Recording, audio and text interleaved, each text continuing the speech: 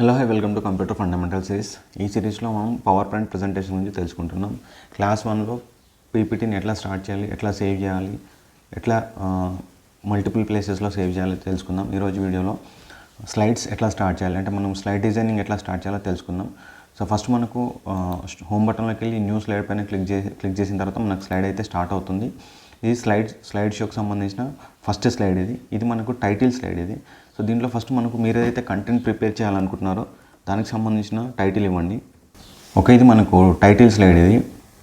దీంట్లో మనకు ఈ బ్యాక్గ్రౌండ్ వైట్ స్పేస్ అంటే డిజైనింగ్ అనేది కొంచెం లుక్ పరంగా మంచి కావాలి అనుకుంటే సో మీరు డిజైన్ ఆప్షన్లోకి వెళ్ళండి. డిజైన్ ఆప్షన్లోకి వెళ్ళిన తర్వాత మనకు ఇక్కడ బ్యాక్గ్రౌండ్ డిజైన్స్ అంటే స్లైడ్ షో డిజైన్స్ అయితే ఇక్కడ మీకు ఉంటాయి. సో దీంట్లో మీకు నచ్చిన స్లైడ్ని అయితే సెలెక్ట్ చేసుకోండి. సో దీనివల్ల ఏమవుతుందంటే మనకు పేజ్ అనేది అట్రాక్టివ్గా కనబడుతుంది. సో చూడండి, ఇప్పుడు మనకు బ్యాక్గ్రౌండ్ కలర్ అనేది కొంచెం మారింది అండ్ స్టైల్గా కూడా మనకు పేజ్ అనేది డిజైన్ అయింది.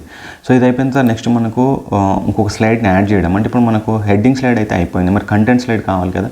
సో దానికి ఏం చేస్తారంటే మీరు ఇక్కడ న్యూ స్లైడ్ పైన క్లిక్ చేస్తే మనకు డిఫరెంట్ స్లైడ్స్ అయితే అవైలబుల్ ఉన్నాయి. దీంట్లో మనకు title and content and comparison. So మీకు ఏ విధంగా కావాలనుకుంటే ఆ విధంగా టైటిల్ అండ్ కంటెంట్ తీసుకోవచ్చు. అంటే ఇప్పుడు సపోజ్ నేను సెకండ్ స్లైడ్ డిజైన్ చేయాలనుకుంటున్నాను, అంటే కంటెంట్ స్లైడ్ డిజైన్ చేయాలనుకుంటున్నాను కాబట్టి కంటెంట్ స్లైడ్ డిజైన్ చేయాలనుకుంటున్నాను కాబట్టి నాకు టైటిల్ అండ్ కంటెంట్ అనే ఒక స్లైడ్ అయితే కావాలి. సో దీనిపైన క్లిక్ చేశాను.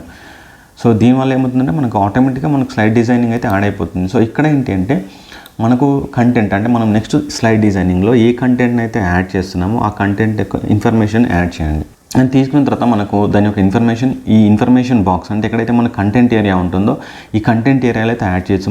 ఇక్కడ మనకు కనబడుతున్న సింబల్స్ ఎందుకు అంటే మీరు ఆటోమేటిక్గా కంటెంట్ ఏరియాలో టేబుల్ కానీ చార్ట్స్ కానీ స్మార్ట్ ఆర్ట్ గ్రాఫిక్స్ కానీ ఏమన్నా ఇన్సర్ట్ మీడియా క్లిప్స్ ఏమైనా ఉంటే అండ్ మనకు క్లిప్ ఆర్ట్ ఏమైనా ఇమేజెస్ ఉంటే ఇక్కడ డైరెక్ట్ ఇన్సర్ట్ చేసుకోవచ్చు.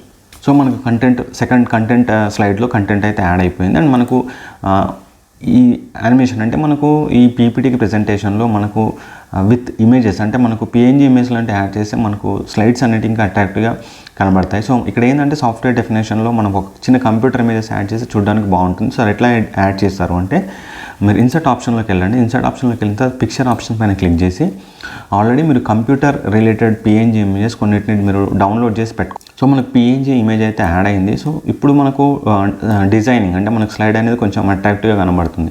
సో ఈ స్లైడ్ అంటే ఇమేజ్కి మళ్ళీ మీరు బార్డర్స్ కానీ ఏమైనా తీసుకోవాలనుకుంటే మనకి ఇక్కడ ఆల్రెడీ సెలెక్ట్ అవ్వగానే మనకి ఇక్కడ ఆప్షన్స్ అయితే యాడ్ అవుతాయి. అక్కడ మీకు డిఫరెంట్ స్టైల్స్ బ్యాక్గ్రౌండ్స్ ఆ ఇమేజెస్కి ఇవ్వచ్చు. సో ఇప్పుడు మనకు సెకండ్ స్లైడ్ అయితే డిజైన్ అయింది. మనకు ఫస్ట్ స్లైడ్ వచ్చేసి టైటిల్ స్లైడ్ అండ్ సెకండ్ వచ్చేసి టైటిల్ అండ్ కంటెంట్. సో మరి మనం టైటిల్ స్లైడ్లో కూడా ఇమేజెస్ ఇవ్వాలి అనుకుంటే మీరు ఇన్సర్ట్ అనే ఆప్షన్ పైన మనం క్లిక్ చేసి పిక్చర్స్ పైన ఆల్రెడీ సేవ్ చేసుకున్న ఇమేజెస్లో మీరు ఇమేజెస్ని అయితే యాడ్ చేసుకోవచ్చు. సో మనకు ఈ పీపీటీస్ క్రియేట్ చేసేటప్పుడు కంపల్సరీ మనకు ఈ ఇమేజెస్ అంటే మనకు పిఎన్జీ ఇమేజ్ లాంటివి ఉంటే మనకు స్లైడ్స్ అనేది అట్రాక్టివ్గా ఉంటాయి.